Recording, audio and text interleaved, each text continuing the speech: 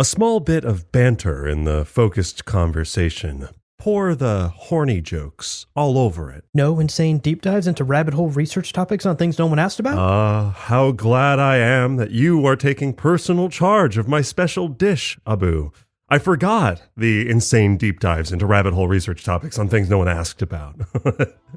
Some would That's say an important ingredient to Gom Jabbar. That's my favorite part. If an episode doesn't include that, it's not Gom Jabbar. We haven't done our job. I know. It's like we need to dig deeper. Find that rabbit hole that no one cares about. Go beyond. Go even further beyond.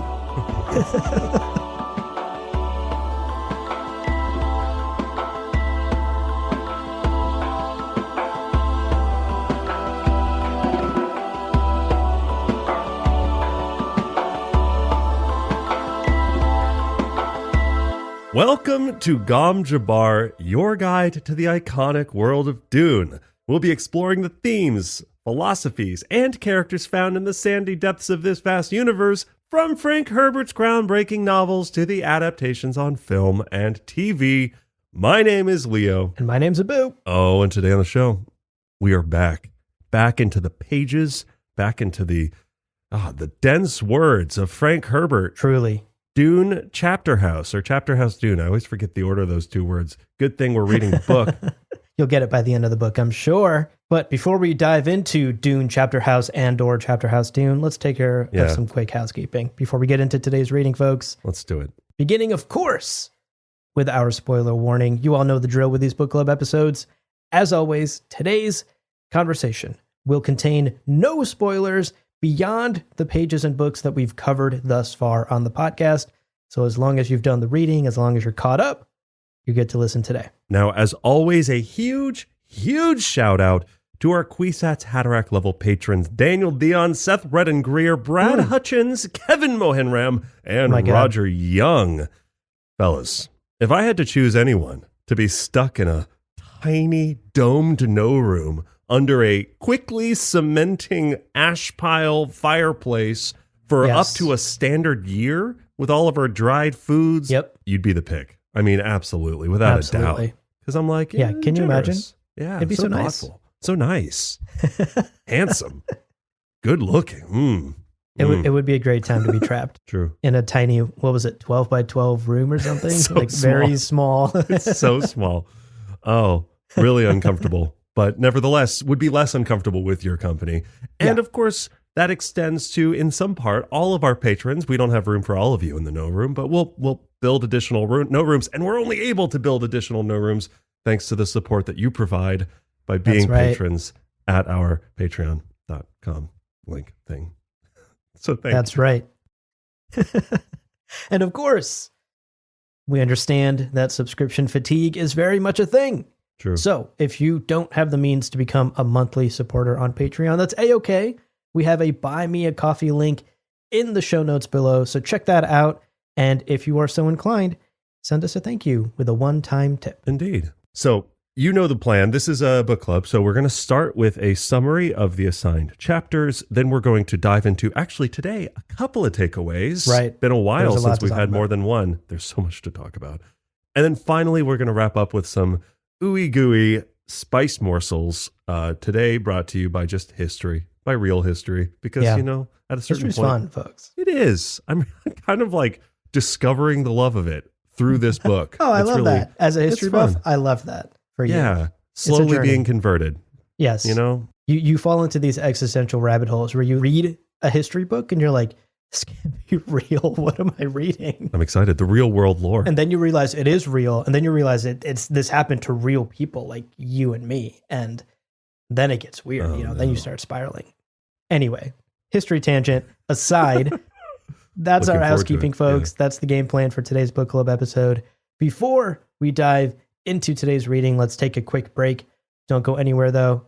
When we come back, we're getting into today's reading. Welcome back, everybody. Oh, I hope you enjoyed your break. Like Duncan sitting in his chair, I'm going to say, let's not think. Let's just do it. Let's jump in. Let's get into chapter 22. So our first chapter today, we are, you'll never fucking guess it, with O'Drade. and she's thinking. She's just thinking thoughts. She's looking out her window, thinking thoughts. I know, first time in this book. Now, she's just taken her morning hit of spice melange. She's going through the process. You know, it's an addiction, and she's kind of working through it.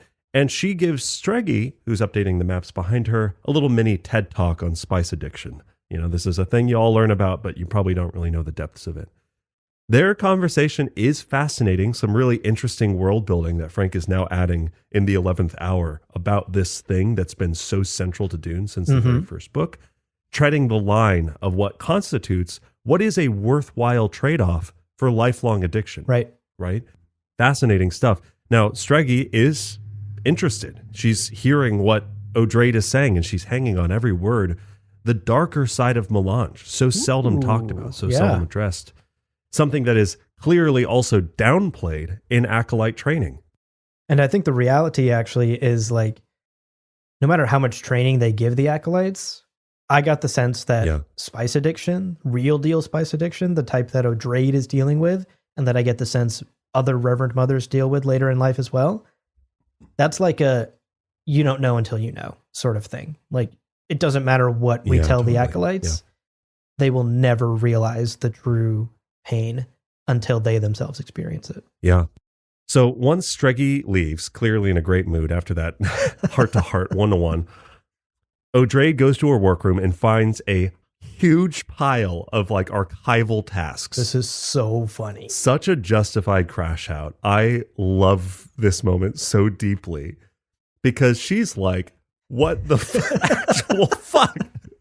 Belanda, Belanda, get in here. Belanda. And within a minute, Belanda's there sweating. Spectacular. She basically gives her just this like lashing for piling useless bureaucratic shit on her table in this like dire time when every fucking minute counts. I love this quote, I'm damned if you're not beginning to act like bureaucrats covering your asses. End quote. Honestly, got her ass. Fucking fair. Yeah, it's like, delegate. Get Belanda some cream for that burn. Holy shit. Belanda, delegate. What the fuck are you doing? And I think this is true too, that, you know, I brought up Chernobyl on the last episode. I think like this idea of trying to dodge responsibility or not feeling the weight of responsibility by going, yeah, I could decide on this or I could delegate this responsibility, but I'm ultimately going to actually leave it to her to make the final call. Now I'm not liable for the choice that I'm making or whatever. It's like you just have to be making choices. That's why I fucking have you to delegate. Like, that's why these power structures exist. And the second that bureaucrats are no longer doing their job, then you just have tape for no reason, right? Right. Tape for take's sake. Right. Super, super valid crash out. I love it. Now, O'Drade informs Belanda, by the way, BT dub, all this work, you fucking do it. You see how fun it is. I'm leaving. Fuck off. And then she is like, oh, well, actually, she's like, I'm going to go meet with Shiana. You're in charge. I'll be on, you know, my phone. I also love the moment. Yeah, Belanda's like, will I be able to reach you? And she's like, yeah, I'll have my fucking phone on. And Belanda's like, oh, thank God. Okay, cool. Okay, okay, everything's fine. I can guaranteed she's going to text her like a million times. Oh my God. In the 20 minutes she's gone. Yes. But there is some time. Tamerlane is like, it's going to take a couple hours to get everything ready for us to head south to meet with Shiana. So in the meantime, you got some time to kill. O'Drade kills that time by anxiously wandering and just kind of imposing. This is stressful. It's so stressful. And it's also stressful considering, you know, that, again, she's someone who walks into a room, everyone kind of stops talking because, oh my God, it's the Reverend Makes Mother sense, Superior. right? The CEO walks in, you're like, oh. And add to that the fact that the CEO is like stressed and also anxious. And it's like, oh, that's not fun. This is so stressful. Right. And she is really having these kind of spiraling, horrifying thoughts, really showing how perilous things are for the Bene Gesserit. Quote, 16 planets remaining to us. Holy shit. And that includes Buzel. Definitely a place in peril. Only 16. She pushed that thought aside. No time for it. End quote. That's a shocking number, though. I think 16, yeah. most of Heretics, it's very unclear what the status of the war against the Honored Matres is. And here in Chapterhouse, we begin to get some very hard, quantitative fucking numbers on how the war effort's going. And it's looking bad. It's looking really last bad. Episode, we talked about what was the protocol? Something extremist, where O'Drade considered like, okay, maybe this is it. We hit the big red button. Every Reverend Mother just scatters to the wind because we've lost. Is it time? The fact that she's having those thoughts, and then today, the fact that we learn that in the entire Imperium, only 16 planets remain under Bene Gesserit control. That's a pretty wild thought. And it's becoming more and more clear over the course of this book just how much on the back foot the Bene Gesserit are, and just how clearly the Honored Matres are winning. Well, O'Drade ends up in the kitchen. She goes and she talks to this head chef, one of the best chefs in human history, she points out, which is fucking incredible. And he has her make her favorite dish, which we actually find out is something that her father used to make as she grew up, that Sea Child loves. It's this oyster dish. Nevertheless, she's eating this like oyster stew. And that is when Tomalane finds her. Hey, turns out the transport's ready. We're going to be heading south now. And O'Drade asks her, hey, by the way, any update on the Touche, capital Touche, Dortujla, the one who is brokering this deal, this trap to invite O'Drade to Junction to meet with Dama. Yep. And Tamerlane fucking also somewhat valid crash out, because I get the impression every 6 minutes O'Drade is going, hey, sorry, any word from Dortujla? Tamerlane's like, dog, shut up. We will tell you. When there is word, you will be the first to know. You think I'm sitting on that text? What the fuck? You know, very also valid crash out. And O'Drade has a moment of like, yeah, my bad. Yeah. Oh, that's on me. Yeah. Oops. Sorry, Tamerlane. And this leads to a train of thought from O'Drade that is really like shockingly heretical. So we're going to share it. Yeah, I was taken aback by this. In full. And I love it. I think Frank's firing on all cylinders. Quote, meekly, O'Drade followed Tamerlane into dispatch. I should put a monitor on my mind and question everything that rises there. Mental intrusions always had good reason behind them. That was the Bene Gesserit way, as Belanda often reminded her. O'Drade felt surprised at herself then, realizing she was more than a little sick of Bene Gesserit ways. Ooh. Let Bell worry about such things for a change. This was a time for floating free, for responding like a will-o'-the-wisp to the currents moving around her. Sea Child knew about currents. End quote. Oh my God. She was more than a little sick of Bene Gesserit ways. The Mother Superior? Dude. Woo. Chills. O'Drade's in this box, and it's just so clear that she's trying to find a way out of it that doesn't doom humanity. No pressure. It's so incredible. Good. Oh, I love those little moments. What a way to end that chapter. Tying a lot of things together. Yeah. Okay, moving on. Chapter 23. This is a short one. In this one, we join the rabbi, Rebecca, and a select small group of hidden Jews in a note chamber on Gamoon near their farm. Yeah. The rabbi in this chapter is frazzled. He is concerned about the fate of his people, perhaps more so than normal. And Rebecca's cryptic Bene Gesserit riddles and responses to his questioning and his outbursts isn't exactly improving his mood. I found this line in particular quite revealing from Rebecca's perspective. Quote, Rebecca heaved a sigh of relief. The rabbi was at his worst in the wild oscillations, too emotional or too intellectual. End quote. Yeah. That is how she sees him now. Yeah. And honestly fair, there's a follow-up little explanation that I really wanted to share here quickly. Quote, the drawbacks of anyone placing considerable reliance on intellectual achievements were large. She cannot deny all of that evidence from the Lampetus Horde, right? This idea that like if you go too intellectual, you're also fucked. Again, this is the Bene Gesserit, the Honored Matre spectrum. Right. Too emotional, too intellectual. That's what we're dealing with this entire book. That's and it. Here's a microcosm, the rabbis swinging back and forth. Right. Humanized within the rabbi. Yep. Yeah. Great observation. That's absolutely it. That's the pendulum swing. That's the spectrum that we're on a macro level dealing with in this entire novel. And here, Rebecca is frustrated with the rabbi himself swinging between these two extremes in a moment of duress, to be clear. You know, Totally. It's a stressful moment they're living through. Meanwhile, we learn from this chapter that Rebecca has been actually kind of enjoying her newfound abilities, her newfound access to other memory. And in fact, she has been guided by this inner persona that she has begun to refer to as the speaker, capital S. Yeah. And she talks about how she has gained quite a bit of insight from the Lampada's horde and inevitably is beginning to think more like a Bene Gesserit. Remember, she is a wild Reverend Mother who underwent the agony outside of the Bene Gesserit fold, but because she downloaded those memories from Lucilla, she has countless Bene Gesserit within her other memory now.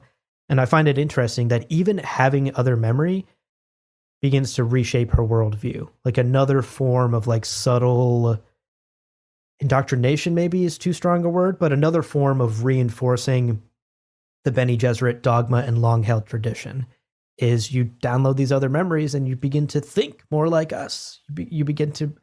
Your worldview begins to be reinforced through a Bene Gesserit lens because someone in your head is telling you. She had other memory from her, presumably her maternal side of her Jewish ancestors for many, many thousands of years prior to downloading Lucilla's beliefs. Mm-hmm. But you're right that what Lucilla's other memory represents are generational Bene Gesserit teachings. Yes. So the thing that is so shifting her internal kind of clockwork is this like the speaker representing this Lampadus horde. Yes. Again, synonymous with the body of Bene Gesserit indoctrination and dogma and wisdom and like knowledge and intellect and perspective and learning. So it's all kind of mixed in there. But I also find it so interesting to think about you can have other memory like Rebecca pre-meeting Lucilla and not be fundamentally changed necessarily. And the thing that is now making her, to the rabbi's eyes at least, this stranger, this like bizarre, she's becoming more of a Bene Gesserit, is the kind of gravity of these Bene Gesserit teachings, which is, I don't know, very, very interesting. Yeah, I'm so fascinated by pre-Chapterhouse Rebecca. Yeah, oh my like, God. Who was she? Give me that Why book. Why did she undergo this agony outside of, why did she do any of that? The fact that she's a wild Reverend Mother is endlessly fascinating. Yeah. And we're only seeing the sort of like post fallout of that after meeting Lucilla. And I'm so fascinated in the Dude. like what happened pre all of this. Alas, we have not yet been told in this book, and we'll have to see if we get more insight later. Hopefully. Now, wrapping up this chapter, again, it's a very short one, just a couple of pages of mostly internal thoughts from Rebecca. Most of the chapter is her basically thinking about the dangers of prescience, ideas we have talked time and time and time again on this podcast, how it traps you, the trap of the oracle, etc., etc. And in particular, she thinks of it in the context of the rabbi, right? The rabbi is like, oh my gosh, we're hiding. Who knows what's going to happen next? If only we knew the dangers at our door, we'd escape them. And of course, Rebecca understands the irony in that, is that if you knew the dangers at your door, you would be trapped within them. The oracle would trap you by simply seeing the vision ahead, just as Muad'Dib and Leto 2 did for humanity. Now, one last comment I wanted to make on this chapter before we move on is, while not a lot happens in this chapter, I think it is important to note that there is obvious Holocaust imagery here, right? We have a group of Jewish people hiding in a small room beneath the fireplace, fearing for their futures as they face an existential threat and an enemy at their door searching for them, right? Like, that is undeniably Holocaust coded. I will say I read this chapter and I reread it, and then we scripted this document for today, and I was like, okay, maybe some insight will come to me about this chapter. And I'm walking away not sure how I feel about that choice from Frank Herbert to kind of so blatantly tip his hat to the Holocaust, because it feels a bit crude and unrefined. Yeah. We know Frank is able to do subtlety. We know Frank is able to do depth. And to just kind of make a Holocaust Jewish survivors reference feels a little basic, I guess. It was kind of the feeling I walked away with. I'm not sure. I'm still not sure how I feel about it. I'm interested to continue sort of exploring my feelings as we work our way through the rest of the book. Today, in fact, marks the halfway point of the book. So Hey. I'm interested to see where we end up, because now that we are halfway, I'm beginning to wonder where the hidden Jews fit into the puzzle piece of this story. Because so far we have spent so little time with them, and they've done so little of consequence outside of interacting with Lucilla, that I'm wondering where they all fit in. And I'm wondering why they were included at all. Yeah, like I can't help. You're right. Like very obviously, right? When we talk about hiding from seekers and hunters who would wish your extermination if they knew more, all this stuff. And so then we are kind of led to draw parallels between like the Nazi Party and the Honored Matre. And then if that is on one end of the spectrum, what is the other end of the spectrum to the Nazi Party and fascism? And well, then that is maybe the Bene Gesserit. But we also know that Frank, as a libertarian, was very heavily critiquing Western society and parts of its mechanisms. So maybe there's resonance there. But I don't fucking know. I mean, I think you're right. Yeah. I think what we'll have to do, we were going to do an episode anyway, just solely on the Jewish people in this book and in Heretics, and kind of like look at what maybe people have to say about that and share those perspectives. But I think also really trying to dive into some of that imagery might be worth doing once we have all of the data of the book. Right. There's still plenty more book left to go. And Frank is so intentional about so much. It's like, what were you trying to do? Like this would probably be... There has to be a reason, yeah, of course. Yeah, there has to be. He was just like, holy shit, Jews exist. I should put them in my book. That's it. He's just like the entire reason. Yeah. And then when a Krispy Kreme donut shop appears in chapter 45, wow, that was so weird. Yeah. He was hungry. Look, we all go through a cream phase. It's fine. So true. So true. So in chapter 24, our final chapter, we return to the No Ship with our boy Duncan Idaho as he observes how much his current life is unchanged from his days in the Gamu Keep. He is kept prisoner. He now has apparently, supposedly, allegedly unrestrained access to all this data in the computer terminal, but he's highly skeptical and he's still finding things that are blocked off from him, rooms in the No Ship that are locked, right? And he can like see gaps in the information that's being provided to him, and he's not sure why. And of course, all of this is under the 1984 Big Brother Bene Gesserit comm eyes, watching every single thing he does, hearing every utterance, every word. Big sister. Big Sister. I'm so sorry. Yeah, of course.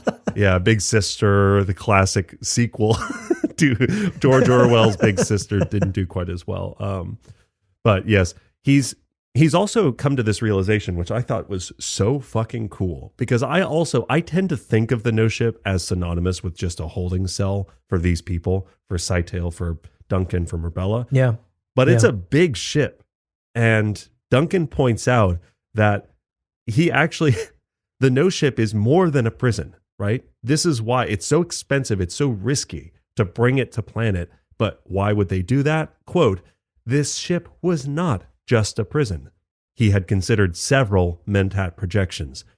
Prime, it was a laboratory where Reverend Mothers sought a way to nullify a No Ship's ability to confuse human senses." End quote.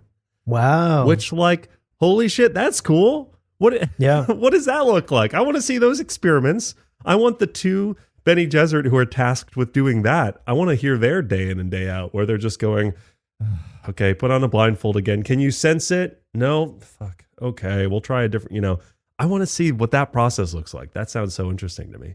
Yeah. But anyway, we also learn in this chapter the sort of tenuous nature of Shiana and Duncan's rebellious alliance.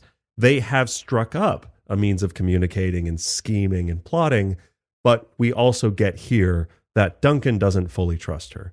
And he has this sobering thought moment where he remembers how it's clear that O'Drade also trusts Shiana, and they seem to be in league with one another. Shiana's O'Drade's student. She's learning everything she knows from O'Drade. Can he really trust her? Can he trust Shiana? Right. So Duncan's at his console, and he's mulling over his current situation. We also find out here that Duncan is basically imprisoned by choice, that he's got the keys to the door. This is wild. Yeah. Quote, he had known for some time that he very likely could escape, but Murbella and his increasing knowledge about their predicament held him. End quote. Fascinating. He's like, yeah, I can get out of here. I mean, again, I could prison break this shit. This is easy. I have Ocean's 11 in my Gola memories. I know how to do it. I'll do a laser dance and get out of here, you know? I think it's Ocean 12. But it doesn't matter. Point is, and yeah, like the guards, the Bene Gesserit guards who are kind of like patrolling, it's like none of that would be necessarily that much of a challenge for Duncan. You know, he has this sense that he can get out, and it's totally doable. But we also really hear in this chapter how much he loves Murbella. Like he loves Murbella. He is attached. I loved that part. Yeah. It's beautiful. And I think it's like, it's so easy to boil down the relationship to this sort of like sexual magnetism that Frank often draws on. But I think that is simply the embodiment of their attraction toward one another. It's this, that is the physicality of their feelings, and their feelings are of like undying attachment. Right. I appreciated that because I think this also shows the subtlety to the ways the Bene Gesserit can trap you. They don't need to put you behind bars to trap your ass, right? Like Duncan knows he can escape. O'Drade probably also knows that he could escape. Like if Duncan really put his mind to it, he could break out of this prison easily, physically speaking, right? But we haven't just imprisoned him physically. We've imprisoned him emotionally. We know his attachment to Murbella. And with the slow drip feed of data and information that O'Drade is feeding to the Mentat mind of Duncan Idaho, she is imprisoning him intellectually because he's sitting here at this console all the time, every day, trying to solve the puzzle of what's going on out there in the universe and what the Sisterhood are up to and what his role in the plans are and how he fits into the larger puzzle of all of this. And so he's here willingly. If he wanted to break out, if he had nothing else tying him to this no ship, his ass would have been gone years ago. But the Bene Gesserit are so subtle and so manipulative that they have other ways of tying him down, which I found really interesting, right? It illustrates a way the Bene Gesserit operate. Yeah. And like, sure, the Honored Matre have you in a cage and bound with Shiga wire. Sure. Brutal. Sure. Efficient. Direct. Yep. Is that any better than this like, we have the one you love, and we're converting her, by the way, to us, and we're stealing her from you. We're turning her against you, but you can't leave because that's how much you love her. Yeah, it's like it's diabolical shit. But you're absolutely right. Like their cage is not just the metal that binds you; it's also the theology, it's the philosophy, it's the language, it's the mental. It's all games. It's all, as he points out, it's all games. Yeah. So. He does have access to more data, though. He does. And he starts to compute some Mentat projections about the Honored Matre, about the Futars, and this elderly couple from his visions. He suspects that if they are face dancers, that they are not part of the Tleilaxu power structure. They are separate. They're individuals. Yeah. He also has this, oh my God, these winding Mentat thoughts, which is like so cool. And we'll talk about it a little bit later, but he's remembering, it's like he feels himself very anxious and he realizes this is a sign of maybe being on the verge of some big breakthrough. And he's not sure what the breakthrough is. He's not sure what revelation is going to come from it, but he feels like he's on the edge of something. He's like, I don't know what it is.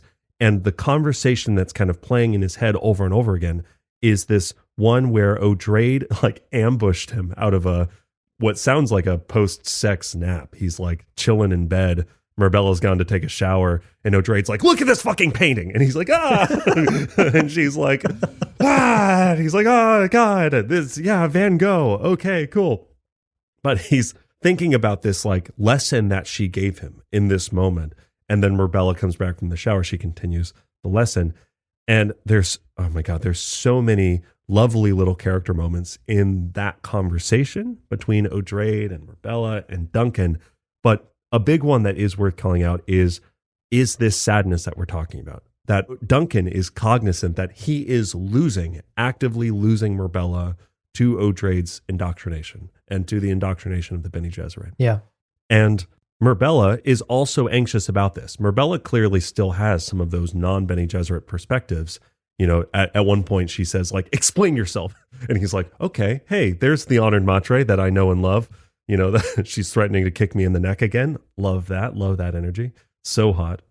And she makes this dramatic statement to the Kamais, quote, my love for you, to Duncan, my love for you is not a flaw.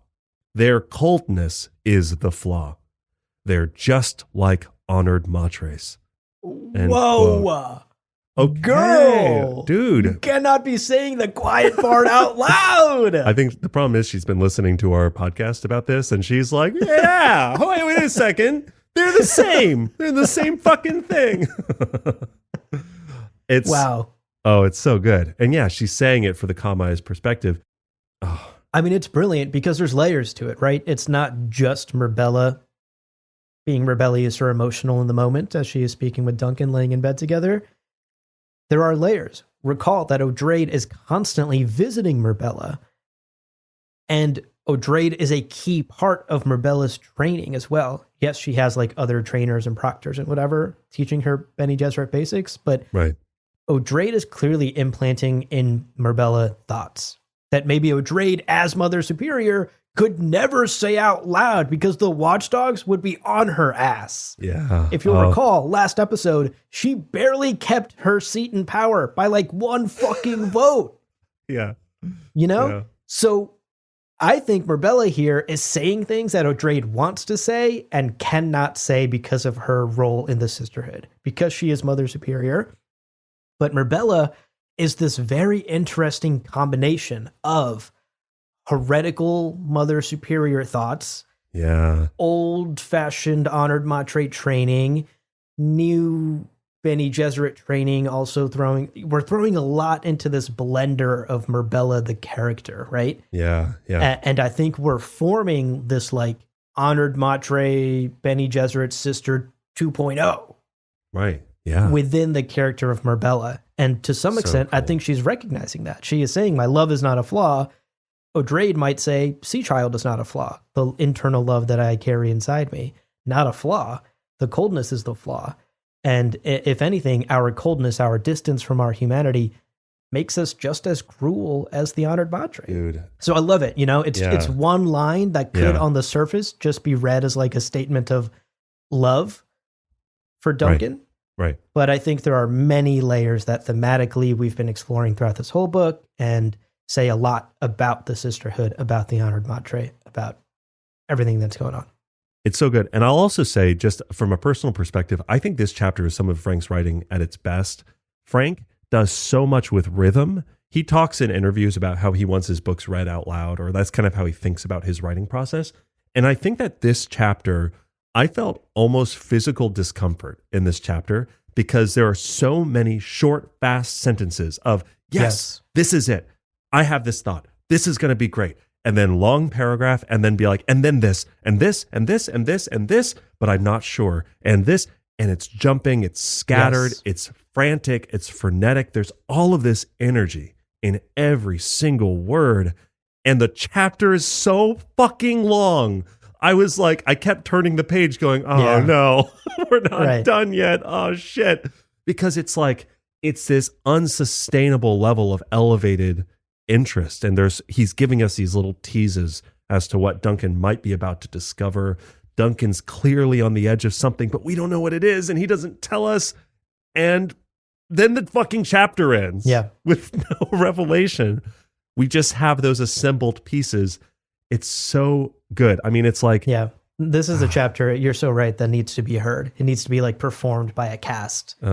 And like, honestly, like this is one that's like worthy of adaptation into some sort of like audio drama scene, because there's so much emotion and frenetic energy packed into this chapter, where really all that's happening again, to pause and consider what's actually happening in this chapter, Duncan is sitting at his desk in front of a computer. He's sitting in a chair. Well, the chapter ends with a frustrated Duncan unable to really congeal all of these disparate pieces into a whole picture. He has this kind of mosaic in his mind that he keeps coming back to and referring.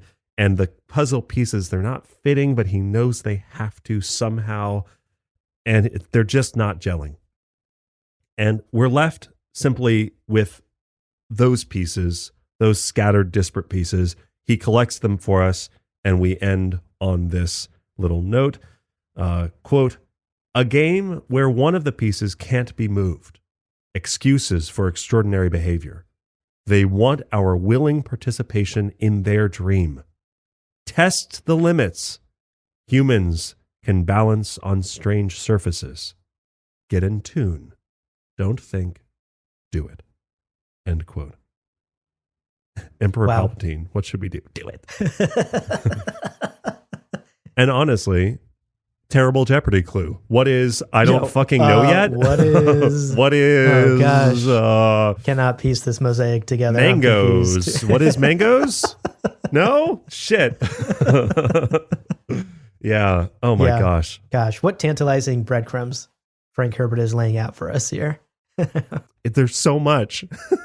And like, yeah, so we'll by the end of this book, we'll come back to some of this stuff and we'll look at it again with fresh eyes. But like, man, it'll be fun to consider all of these lines. Yeah. Well, those are our assigned chapters today. We have a couple of takeaways from these chapters, including, stewardship versus ownership. What does it mean to own something? As well as, is Duncan the perfect man? I mean, answer TBD, I guess. We'll talk about it. But don't go anywhere, dear listeners. When we're back, we're going to be talking about stewardship, ownership, and whether Duncan is perfect.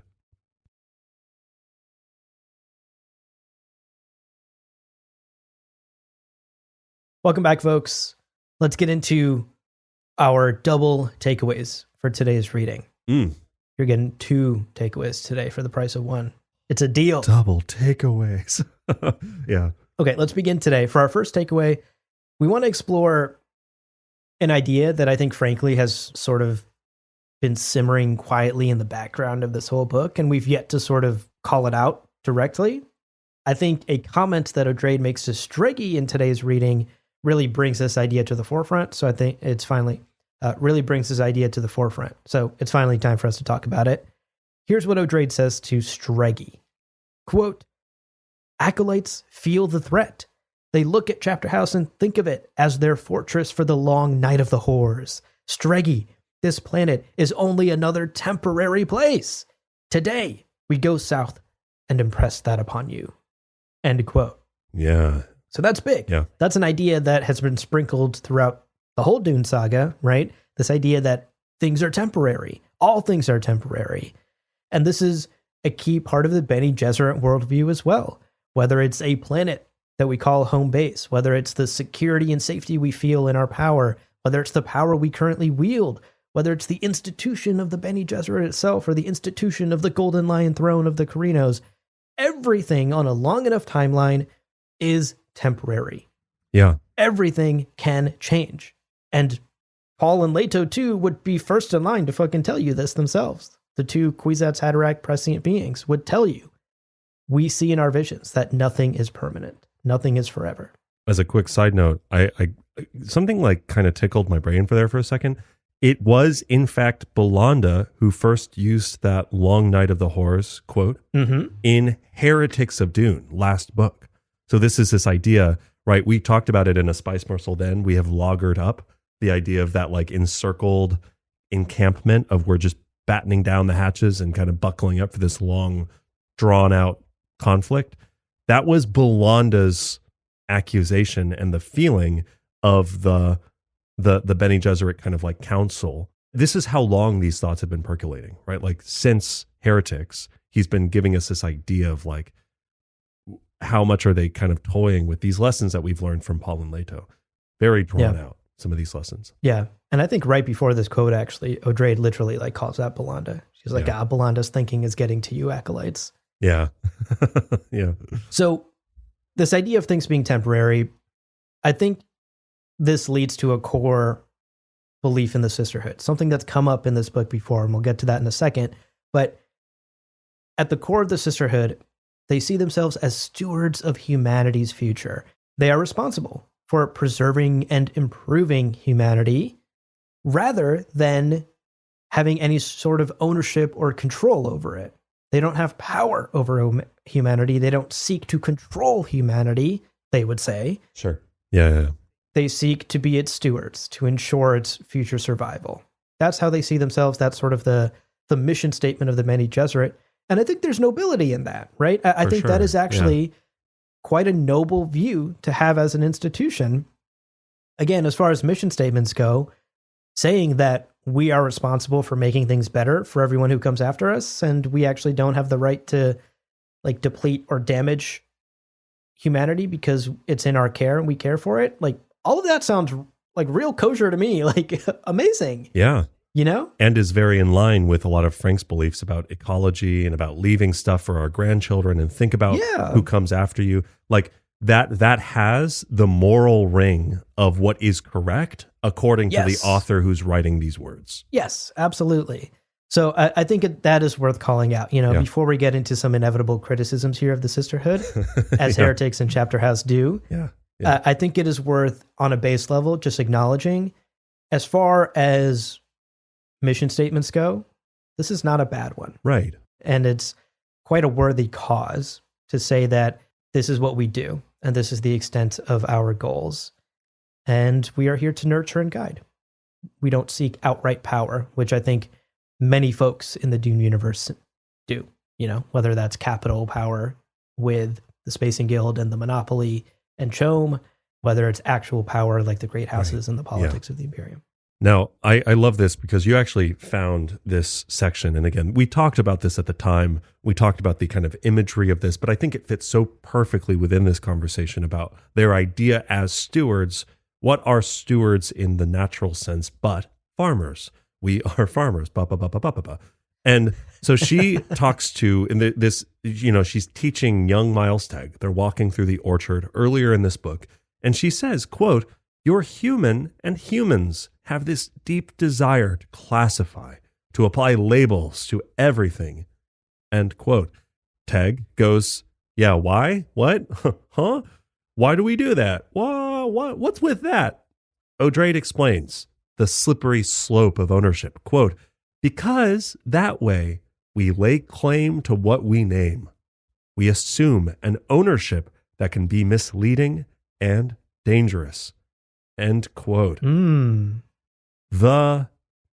This is not a pipe, right? The word is not the word. This table is not a table. The idea that words are not necessarily the reality that they represent is a very important one, I think, in like semantic philosophy, but also in philosophy more broadly. And this is what she's talking about. The idea that we can say, this is the country of whatever, and then to a claim that has some bearing on the reality of the world is dangerous, because they're just labels. They're just things we've chosen to address the things. She continues in her explanation, emphasizing the Bene Gesserit view that all things are temporary, even your naming and ownership of a thing. Quote, "My street, my lake, my planet," she said, "my label forever. A label you give to a place or a thing may not even last out your lifetime." End quote. Essentially the same lesson she's giving Stregi here. Yeah. Oh, yeah. This is not forever. This is temporary. We are merely stewards of this planet until it is our time to move on, and we've done our work here. Right. And where do you draw the line in that sand, right? Like, you can say, like, this is Old Terra, this is Earth, and that label lasts a long time. But what is, Leto might ask, very frustratingly on his fucking high horse, his high Thorse, with his god cart, he might ask, what is a long, long, long time in the face of infinity? What is that? Right. What is, we can't create these things that last immutably past our own lifetimes if, for instance, humanity goes extinct. Now, by the end of that walk in the orchard, young Teg makes an astute observation. He's the goat, even as a child, about the sisterhood and how they see themselves. Quote, You're farmers. Ba, ba, ba, ba, ba, ba, ba. He said, that's really what you Bene Gesserit do. End quote. And it's beautiful, right? Like that is, I think, something that we see from the very beginning of the Dune books all the way through to this last book. It's really cool. Right. And now we're just seeing it from the inside of the Bene Gesserit perspective, how they see themselves. Yeah. As Teg says, you see yourselves as farmers. And that has, again, going back to this mission statement, why the Bene Gesserit do what they do. As the farmers of humanity, they cultivate, right? They nurture their crops. We are their crops, humanity. And they do that across millennia, across long, long timelines that don't just span one lifetime in which a label may disappear, because all labels are transient. Right. And nothing is ever permanent. They are cultivating their crop across millennia.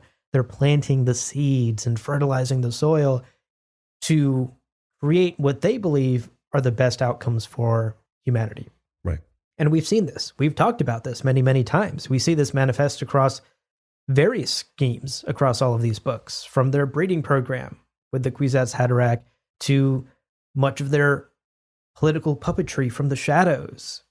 Even in the HBO show, the way they use their truthsayers to seed themselves within the great houses of the Imperium and steer the politics of the Imperium, as Paul Atreides says in Dune Part 1, all of that is in service of their role as gardeners, farmers, caretakers, taking care of the crops, taking care of humanity. Right, yeah. And for what it's worth, they take this role seriously. They will do whatever it takes to make sure that the soil is fertilized, that the seeds are planted properly as they see fit, because they want to create the future that's best in their eyes for humanity.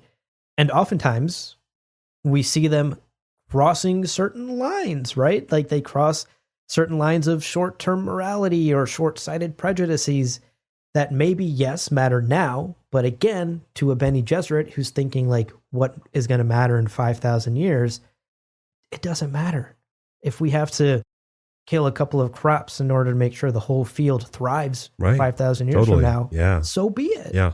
It's that very long-term view. And again, we talked, all of God Emperor of Dune is basically about this, because Leto takes over as the soul farmer. He's like, this is my fucking field now, bitch. This is my field. Yeah. And so that's what he is doing as well. You know, he's burning a couple of crops now so that the rest of the Shiana crops in the future can be very juicy and yummy. I'm going to stick to this farm metaphor as long as I can, folks. Bear with me. He's growing crops that other farmers can't find. He's like, it's an invisible apple tree. What the fuck? I walked Where into are the it. apples? Where are the apples? They're all everywhere. You'll never find them all. They've scattered upon the ground. They've scattered to the wind. They're buoyant. They're buoyant apples that float through the wind. Now, of course, turning the tables a little bit to the criticisms. Yeah. We have talked at length about what the Bene Gesserit claim they do. We are the stewards of humanity, not the owners. We don't control, we only guide. Versus what then they actually do, what their actions say. And this is a matter of debate. In fact, you and I have debated this at length in an episode that we recently released, where we took the Sisterhood to court. Yeah. And we accused them of being the real villains of the Dune universe because their actions don't align with their goals. Right. Are they farmers? Because they're burning one too many crops. Yeah. We debated that, and there are valid arguments on both sides. And I think that's where the fun and the nuance of the Sisterhood really comes in. And something I argued in that courtroom was that their methods often look like manipulation and control. They may say it's not. They may say we are simply cultivating and guiding, but are their actions simply exerting power and control wrapped up in just more noble language, more flowery language? We're just here to take care of you. We're farmers. Trust us. Yeah. This plan will play out in 5,000 years. Don't worry about it. Right. Is that just flowery language to cover up what everyone else is doing out here too? Exerting power, control, influence upon humanity. Right. And then by like covering up what you're doing in flowery, hard to criticize language, you're also dodging the kind of responsibility for the blood on your hands or the soil on your hands, the fertilizer, the plant there juice. We go. That's right. There we go. The mango juice all over your dirty little hands.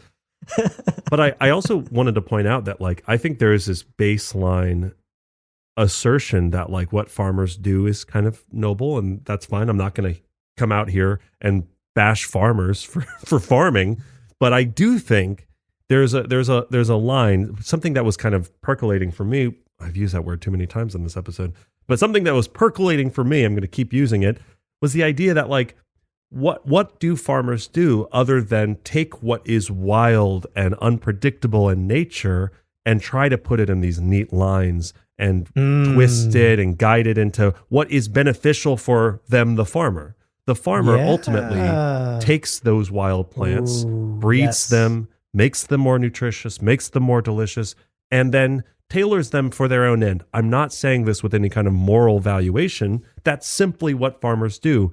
There's also a very fascinating crossover here where, again, drawing from the book Sapiens, they talked about how the institution of farming was also the beginning of humans having to really predict what the future looked like. We have to grow enough food via our farm to sustain our population for winter.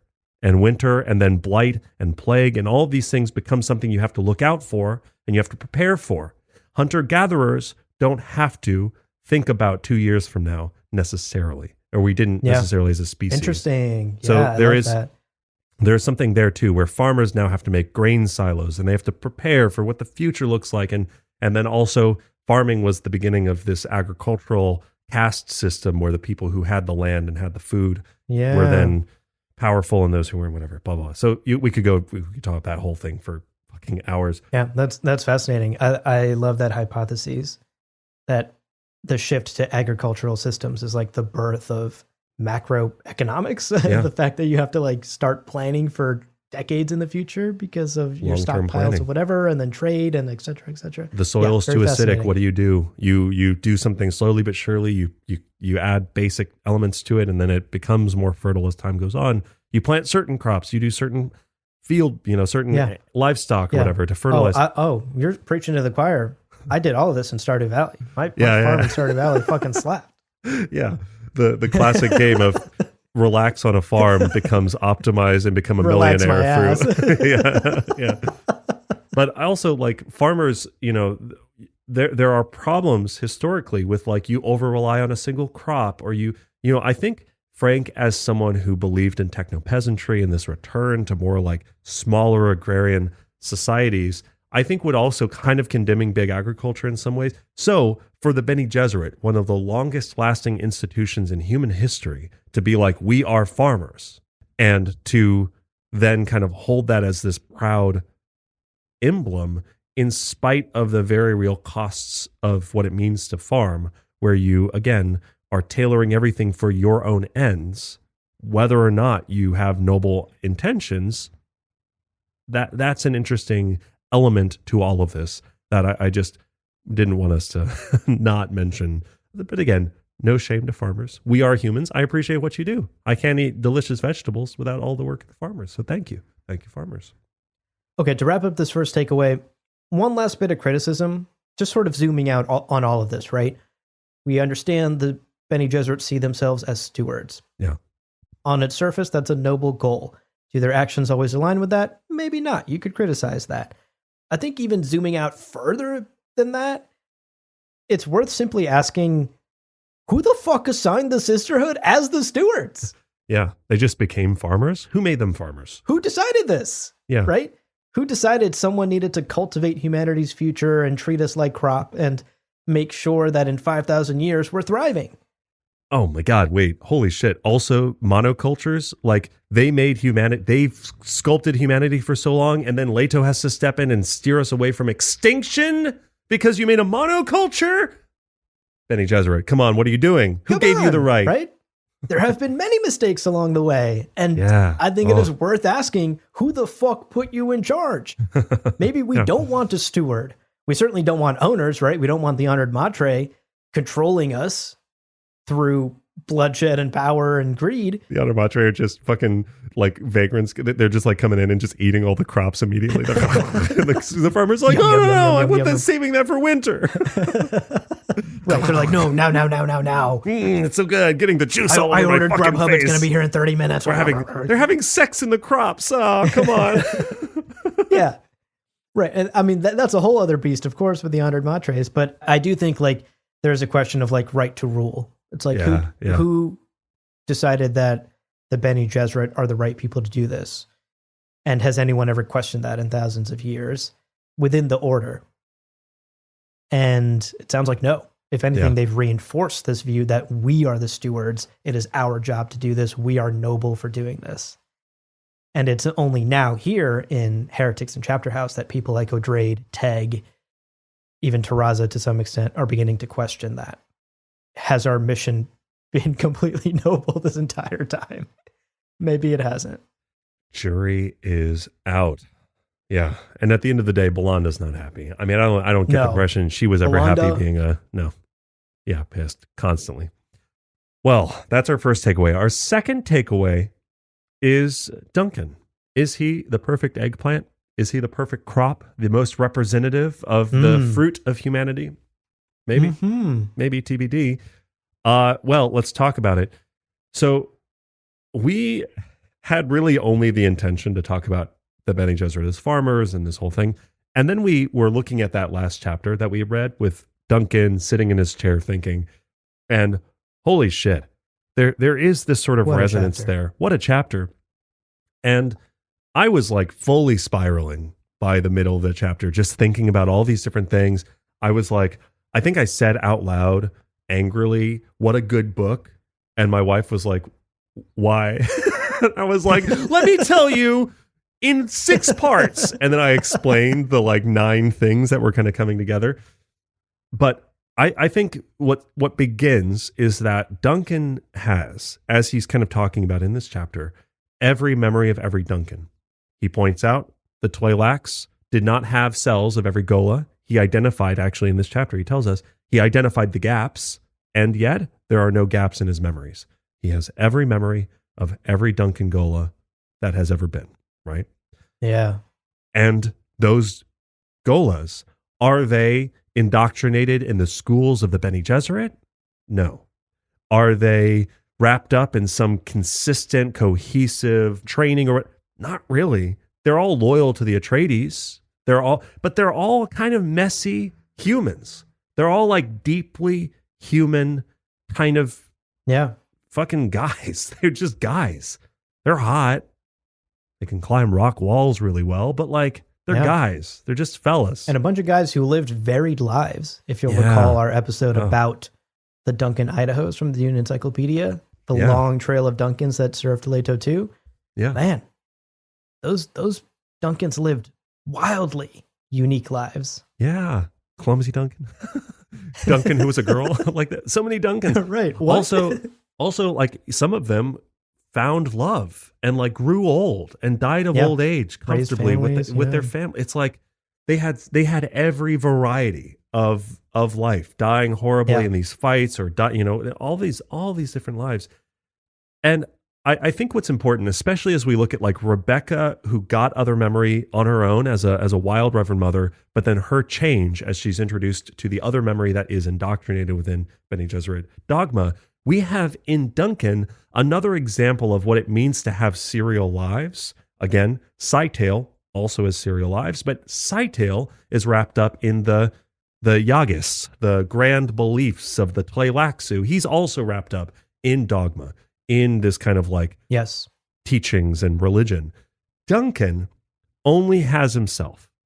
And again, here's the juxtaposition. The Bene Gesserit are tempered. Their humanity is constantly, consciously tempered away from that flame, that passion, that immediacy, every step of the way. They don't want to commit the Jessica crime. They don't want to fall in love. They don't want to be victims to their own humanity.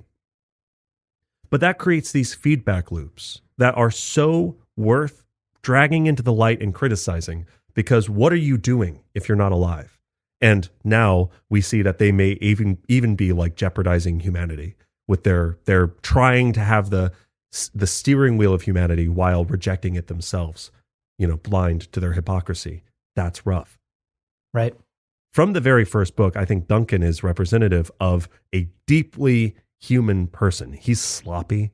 He's kind of a shitty guy sometimes, right? Drunk on spiced beer, stumbling into Arakeen going, "You're a witch. I don't like you, stupid. I love you. Never mind, I hate you." Like, he's a messy guy. He was homophobic all over God Emperor of Dune. And in fact, in God Emperor of Dune, I kind of had the feeling of like, now we are moving on from Duncan as this like person to be praised, to be, we joked about how hot Duncan was since the first episodes of our podcast. In God Emperor of Dune, it started to feel uncomfortable because he's also like a really shitty, problematic person. Yeah. But like, so too are humans, right? He is slow at times to adjust, but he does adjust and he learns. And in fact, God Emperor of Dune is fascinating because Leto, across his 3,500 years, always had a Duncan. And there was this central question of why. Why does Leto keep bringing back Duncans? And in retrospect, I think with the vocabulary of this book, we could even say that Duncan is like the Vincent van Gogh painting for Odrade. Oh, shit. But for Leto, he is the anchor. He is Leto's hold on humanity. As Leto's humanity is fading into the distant past, and Leto has left it behind. Wow, I love that. Yeah. Duncan is his reminder of what that wild human element, who sometimes doesn't even manage to throw the grenade during the assassination attempt. He's that messy reminder of what it means to be human and why we're doing this in the first place. Yeah. Like Vincent van Gogh's painting, right? A reminder of that core belief, that core value. Yeah, that's amazing. What an amazing connection that you've made there, Leo. And the more you explain it, the more I'm like, yeah, obviously that makes sense. Yeah. Why bring Duncan back? A lot of folks have wondered that. We've had questions submitted to mailbag episodes. Why Duncan? Why keep bringing Duncan back? What's so special about him? He doesn't seem particularly special. He's just super hot, I guess. Yeah. And that is one reason, obviously. But obviously, yeah. I think you've touched on the true reason here. For Leto, Duncan had that grounding effect, kept him connected to the messy truth of humanity, much in the way that Cottages of Cordvale does for Odrade. Yeah. It reminds her that what happened in the scattering, as she explains to Duncan in that memory, what happened in the scattering, the wild outburst of humanity can never be contained or constrained. Yeah. And in fact, that is what makes us human. And it's worth celebrating and embracing the wild and the unknown and the new, which again, very much, we've repeated that line maybe 1,000 times at this point on this podcast, very in line with the big themes and ideas that Frank is constantly exploring in these Dune novels. I think another thing that kind of builds the fabric of humanity is just the mundane everyday experiences. There was a beautiful passage in this chapter with Duncan today that kind of gets at this idea that Duncan's serial lives, his Golo lives that he now has access to, are just full of like small moments that are so incredibly special, that are what make him human. Quote, mundane things without counting. A familiar voice saying, I just want to put my feet up and collapse tonight.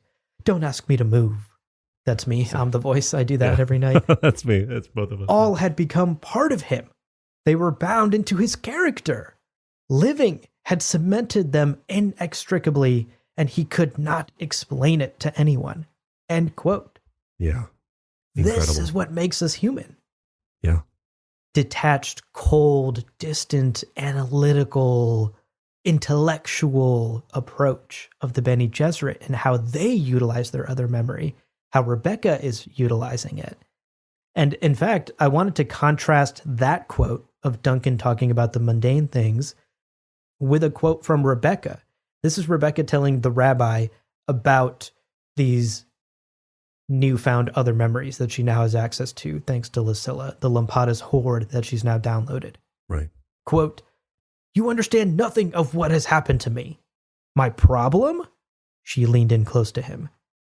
It is to remain human while in contact with all of those past lives. End quote. Incredible. Yeah. Again, that Bene Gesserit worldview has now flooded her other memories. the speaker is constantly talking to her, reshaping her worldview. And for her, it is a battle to remain connected to humanity because the Bene Gesserit have begun speaking to her internally. Whereas Duncan doesn't have that. He simply has his previous Gola lives full of these mundane human experiences. And so I think the broader idea of this takeaway and your proclamation that Duncan is perhaps the ultimate human, the true human who has embraced his humanity fully, we're seeing that play out in the way that these characters are struggling with their versions of other memory that they each have access to. Yeah. Like Duncan is motivated by a core belief of loyalty, but it's unindoctrinated into a broader control scheme. I think also, like, we could really go back to Terraza and her talk about key logs, because effectively what key logs are is tension built up, and the release that happens, the catastrophic, cataclysmic release that can happen when that key log is identified and moved. And whether that be the like slave-master relationship being upended and inverted, whether that be the Bene Gesserit attempt tens of thousands of years to restrain and control the flow of humanity, right? Let out in measure, I think is the way that it's said in one of these chapters. They release that true, it's not just it's a Bene Gesserit mask that then they like let out their true feelings in just tiny little bits as intended. What you're doing is you've dammed the flow of humanity. You've dammed the river. And what then happens? And I think what happens, we see, is the honored matre. Mm-hmm.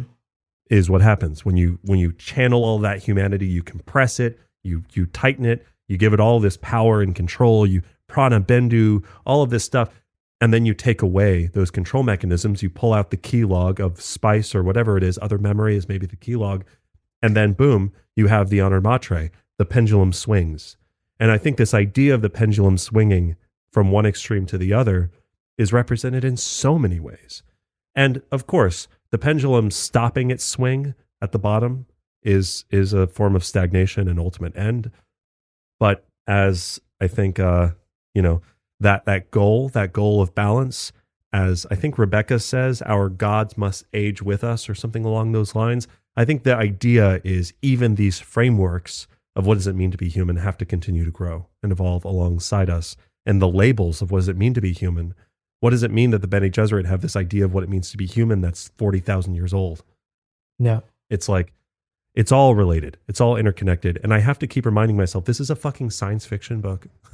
Like, how often do authors kind of key up these sorts of conversations? And yeah, my wife was like, yeah, but you obsess over every fucking word in that book. And yeah, I do. But still, it's just stuff to find. There's layers. It's great. It's very fun. Yeah. I just think that like this book is so much about this balancing of the two extremes, right? Between the Bene Gesserit, who have kind of red taped themselves, they've bureaucrated themselves away from their own humanities, and the honored matre, who kill on a dime, but they love their food and their decadence, and they have sex, and it's all love and attachment, and it's weird. It's like they're the ones gobbling up the carrots in the field. And you're going, oh, come on, we're going to can those and like ferment them a bit. It's going to be delicious. And Duncan, alongside that existential battle, Duncan is wrestling to understand his own mind. He can't talk about this to anybody. Marbella is a little bit too far gone into Bene Gesserit teachings. He's seeing that she's being lost. And also she wouldn't get it. I don't think anybody in the history of humanity could understand what Duncan is and how he's feeling. I think of him as like, O'Drade was saying that Van Gogh was relatively unsophisticated in what he had. All he had was a brush and some pigments that would be familiar to a cave person. Duncan is cut off from a lot of the things that maybe would make his life a little easier, potent data sources that would give him the answers to his questions. So instead, in his isolation, he's having to basically just pose these like more and more complex questions to get toward the answers that he seeks. But I think what's so key here is that like he is working with these like very human pigments that have never been concentrated the way that they are with Duncan. And what is then the painting he's going to paint? And I think that maybe that's a metaphor for what his grand revelation might be, whatever that might end up being. I'm not sure. He teases out something like there's a mentat mode that mentats have become comatose from going into because you just are very powerful and you have and he's like, no, it's not time for that yet. I can't go Super Saiyan quite yet. It's going to kill, it's going to blow up right. Could kill me, So interesting. And yet we don't have any definite answers yet. But we are writing alongside the frantic thoughts of this person who's grappling with his own humanity to a degree that we've never seen before. Yeah. Very interesting. It's an amazing chapter. I mean, don't tempt us with a good time, dear listener, but like this is the kind of chapter that deserves like a line by line reading because it is just that dense. Yeah. And there's still so much we're leaving on the table here that like unspoken and untalked about. But it's very true. I think the core of what you're getting at here with this takeaway, the idea that Duncan is perhaps the idealized version of someone who has embraced their humanity, and the other characters are like Odrade are only now coming to terms with that and realizing that is interesting. Yeah. This very much supports the argument that Duncan, Idaho, main character of the Dune universe. Yeah. I mean, and maybe not always the case, but like certainly at this point. And also, what does it mean that Duncan is having to hide his true nature as a human, capital H human, really, perhaps the most human to ever have been? He has to hide that from the Bene Gesserit or they'll kill him. It's like, it's all such a condemnation of their dogma and their belief systems. Yeah. Great takeaway. All right, folks, that's our second takeaway. Y'all know what's up next. Yeah. Spice morsels. Yeah. I'm sure you can smell them. Wherever you are, I'm sure you can smell them through your headphones, through your car speakers. Through your ears. Hope you're hungry. Through your ears. Yeah. Hope you're hungry. Hope you're ready to chomp down. We have a couple of interesting spice morsels for you coming up right after a quick break. So stick around. We'll be right back in just a minute. Welcome back, everybody. Oh, I hope you enjoyed your break. I hope you're hungry. We're recording this week of Thanksgiving. Hope you're ready for a feast, which is to say there's 2 spice morsels. So, small bites, make them last. Chew 20 times. That's a trick. Drink lots of water. And to kick off, let's talk about Leo. Oh, it's me. No, just kidding. We're talking about Leo Tolstoy. So in today's reading, Odrade scolds an acolyte. What are you doing? What are you reading? She's like, Tolstoy's diaries. She's like, you idiot. Tolstoy is a family name. Big old dummy. Stupid.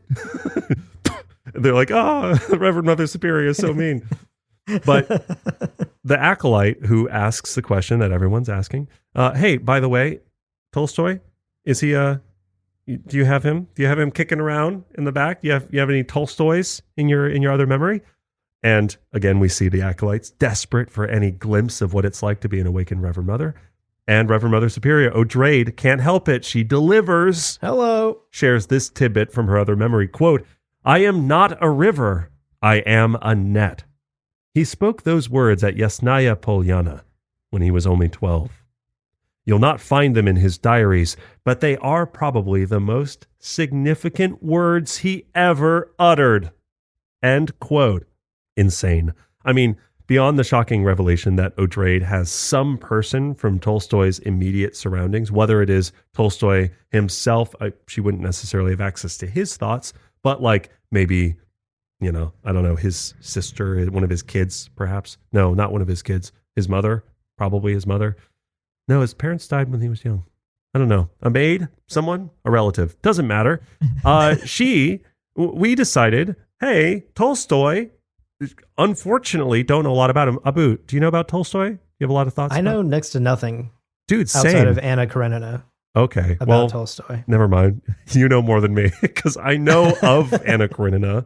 I think I've seen, there's a movie adaptation, I think. There's a movie. I think I saw it. I haven't seen the movie. I don't fucking know, man. We're so unequipped to talk about this, but let's do our best. Let's talk about the man, the myth, the legend to give Odrade's quip a bit more depth. So, Count Lev Nikolaevich Tolstoy, born 1828, was a Russian writer and kind of philosopher and thought leader, known best for his works, his novels, War and Peace and Anna Karenina. Now, besides his novels and novellas, and there are others, Britannica states in their kind of summary of his life that later in his life, he was a moral and religious teacher. Holy shit. And, quote, his doctrine of non-resistance to evil had an important influence on the Indian independent leader, Mahatma Gandhi. End quote. Ever heard of him? Wild. Now, throughout his life, as Odrade points out, you're talking about a Tolstoy and you're talking about diaries. You're probably talking about Leo. Good old Pope Leo here. And sure enough, Leo Tolstoy kept diaries for like a crazy portion of his life, detailing his inner life, his quest for moral clarity in this messy world of moral grays, and his struggles with faith. And sure enough, I was looking into, you can just buy his diaries or like a book on Amazon. It's like 300 pages of just his thoughts. And I'm like, oh, wow, holy shit. Maybe we should do a book club on Leo Tolstoy's diaries. Maybe they're super relevant to Bene Gesserit teachings. Again, Frank Herbert could have chosen anybody, but he chose Tolstoy in this moment. Probably some resonance that we haven't yet tapped. And listen, yeah, if you're a fan of Tolstoy out there, you're probably pulling out your hair, screaming at your headphones, full volume in your car on your way to work. We don't fucking know what we're talking about. We are woefully unfamiliar with his game. He balls, apparently. So we're going to put a pin in this and listen, email us. If you think that Tolstoy would be a good subject for this Dune podcast, send us an email. Pitch the episode. We will do it and we will credit the fuck out of you. So send us that email. Would love to get it. So back to Dune with some of that context in mind. Odrade tells the acolyte that the words, "I am not a river, I am a net," are his most significant words ever uttered. I thought this was, of course, notable, right? The water, river, net imagery that keeps coming up. Mm-hmm. By the way, Tolstoy uttered those words apparently at Yasnaya Polyana, the house where he was born and raised, and also where he fathered 13 children, 8 of whom survived because it was the 19th century. Okay, Tolstoy fucks, confirmed. He fucks so much. But also, I wanted to point out this idea that what is the most resonant thing he said? He said, "I am not a river, I am a net." In Odrade's Sea Child inner universe, water is time, it's events, it's fate, it's the undulating qualities of life. And she, as the human, floats atop it and adjusts to it and balances upon it, right? Mm-hmm. Tolstoy, reframing himself not as the flowing water, not the river, but the net that catches things along the flow of the river, is probably key to why Odrade is highlighting it for the young acolyte. Think not about being the water, think about being the net, or think about balancing and having a relationship with the water. What does it mean to be human, young acolyte? Mm-hmm. And just to wrap up, and again, to tease out this possibility of doing a fuller Tolstoy episode, Britannica shares this about his diaries, which I found to be so crazy resonant in relation to the Bene Gesserit and the themes of Dune. Okay? Quote, "The early diaries record a fascination with rule-making as Tolstoy composed rules for diverse aspects of social and moral behavior. They also record the writer's repeated failure to honor these rules, his attempts to formulate new ones designed to ensure obedience to old ones, and his frequent acts of self-castigation. Tolstoy's later belief that life is too complex and disordered ever to conform to rules or philosophical systems perhaps derives from these futile attempts at self-regulation." End quote. And holy shit, isn't that just an embodiment of some of these themes? The idea of the Bene Gesserit trying to tamp down things and then failing time and time again, only to create new rules, missing the point that being human is too messy a thing to tamp down. I don't know. Just saying. He's just saying, folks. I'm just saying, folks. Leo out here spitting bars. Not even me. The other one. the other Leo, not the Pope. This Tolstoy, that guy. Power ranking of Leos in all of history. Well, let's start it now. We'll Wiggins, 1. Thank you. Oh, thank you. S rank? Tolstoy, 2. Pope, 3. Whoa. that's pretty bold. Wow. No, I think I would give the top spot to. We'll see what the Pope does. Well, we got to get to the end of his chapters before we judge too much. That's true. Yeah. That's true. Right now, Tolstoy maybe 1, and then maybe me 2. Ooh. Okay. This podcast is pretty good. It's a pretty fire podcast. It's a pretty fire podcast. So. Send us your power rankings of Leos in history. Oh, no, I'm not even going to be on the list. All right. Morsel number 2, folks, to wrap up today's episode. Let's talk briefly about pneumatic tubes. In today's reading, we get this thought from O'Drade about the pneumatic tube system on Chapterhouse planet. Quote, O'Drade disliked tubes for personal transport. You were so closed in and helpless. She preferred surface or air and used tubes only when speed was urgent. She had no hesitation about using smaller tubes for chits and notes. Notes don't care, just as long as they get there. End quote. True. That's what I always say about notes. So these tubes, actually, this isn't the first mention of them. They've been mentioned a few times. Yeah. But this is maybe the most information we've gotten about them. So let's chat a little bit in this morsel about the history of pneumatic tubes in sci-fi. Yeah, totally. So first off, pneumatic tubes are a real thing, by the way. This is not a made-up sci-fi concept. They were actually kind of the hot new technology on the block for a little bit. And in fact, the real technology is what inspired their inclusion in so much sci-fi. Right. So this technology was invented by William Murdoch in 1799, believe it or not, but it was patented by Josiah Latimer Clark in 1854 as a means for conveying letters or parcels.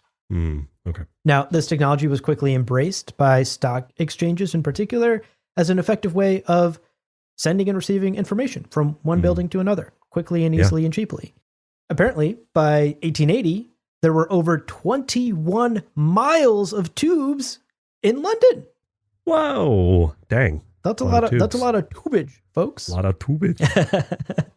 Now, by the 1970s and 80s, pneumatic tubes could be found at banks for depositing checks and getting cash.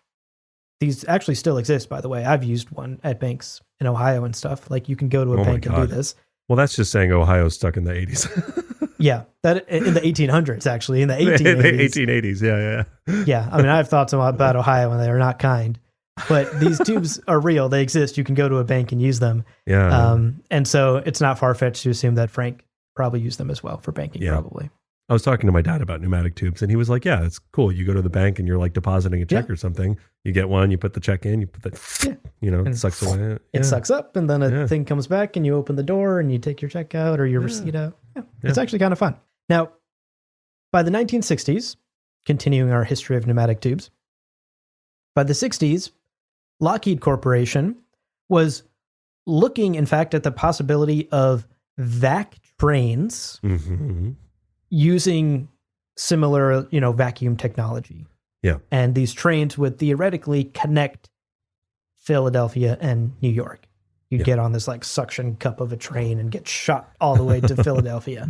Yeah. Those obviously never came to be. Those They're too expensive. They gave up. Not that I know of, actually, but I don't know. If there's a tube out there that I can get sucked into, let me know, folks. I want to experience that. Yeah. Yeah. In my research, I was seeing that like vac trains are still something that people are looking into. And some of the conversations about actually high-speed rail in California are talking about low friction, vacuum sealed tubes for trains and a way to speed up. Because even in the 1960s, it was like 2 or 3 times faster than a lot of other train technologies. It's really cool. Interesting. But very expensive and impractical. So they didn't do it.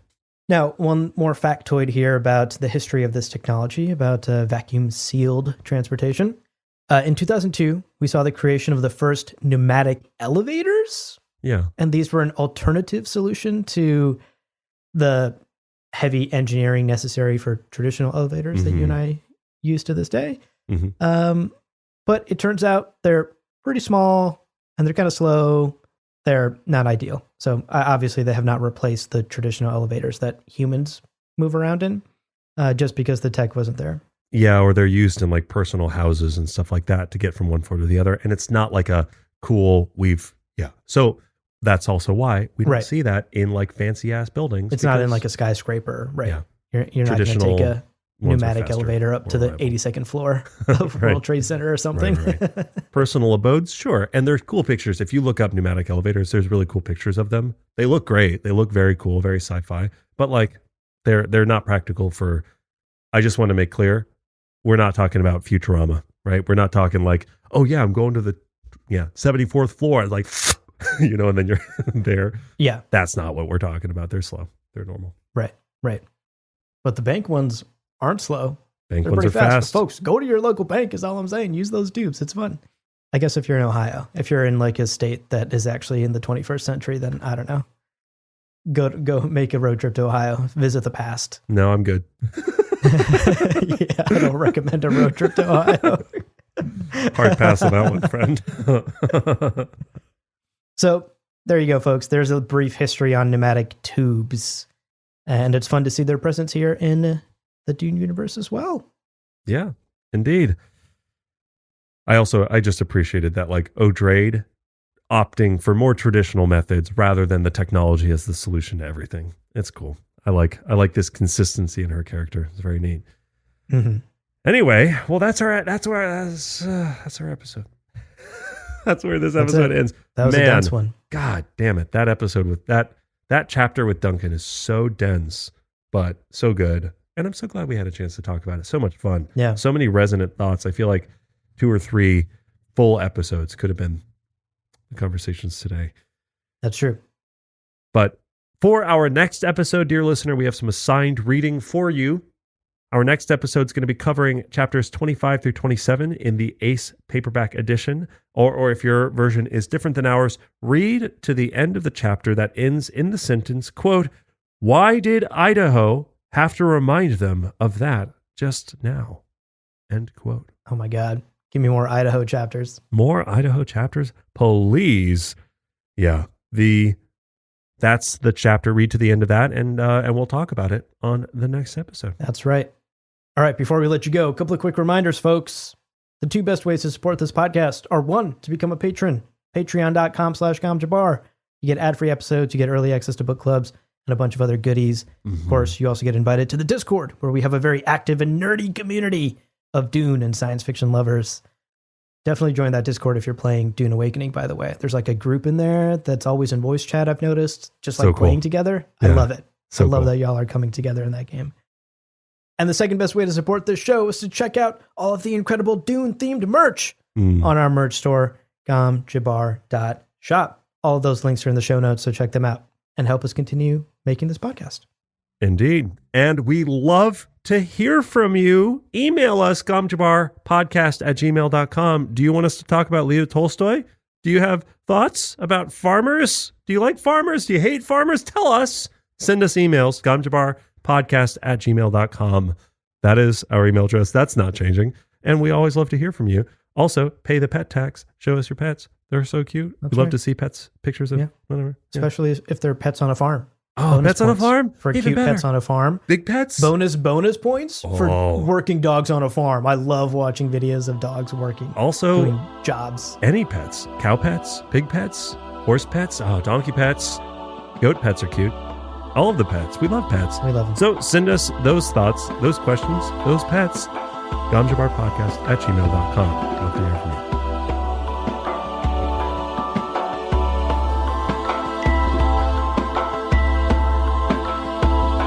Well, friends, there is no real ending. It's just the place where you stop the recording. But this podcast is always one step beyond logic, so help spread the word of Muad'Dib and leave us a review on Apple Podcasts and Spotify. And be sure to check out the other shows on the Lore Party Podcast Network on loreparty.com. You can also follow us on Twitter and Instagram at @lore_party. And of course, we're also on YouTube. Thank you so much for listening. And remember, whoever controls the podcast controls the universe. We'll see you on the Golden Path.